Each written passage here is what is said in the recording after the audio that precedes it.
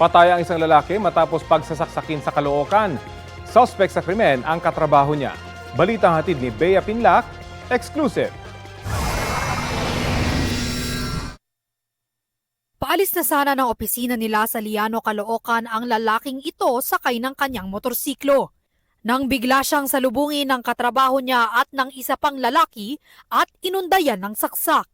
Plinagdown ito o hinarang ng kapatid ng suspect din. Then, nung pagkaharang na, doon na pinagsasaksak nung suspect, itong biktima. May ilang nakakita sa insidente pero hindi tinulungan ang biktima. Agad naman kumaripas ng takbo ang suspect na nanaksak. Ayon sa pulisya at katrabaho ng biktima, hindi bababa sa 10 saksak ang tinamo ng biktima na kilala sa kanilang opisina bilang si Kuya Day. Nung pagpunta po namin doon, nakatihaya po siya at sabi ng Soko, more than 10 po yung saksak sa kanya at mas marami po sa likod. Ang pinag-ugatan umano ng brutal na pananaksak, alitan sa trabaho. Bago yung pananaksak,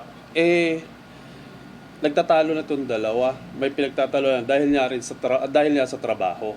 Dahil itong si biktima ay supervisor at nakadiscover ito ng kapabayaan sa trabaho ni suspect. Sana napag-usapan na lang yung tol. Hindi na sana maabot sa ganun. Patuloy na tinutugis ng pulisya ang suspect pati ang kapatid niyang humarang sa biktima. Bea Pinlac, nagbabalita para sa GMA Integrated News.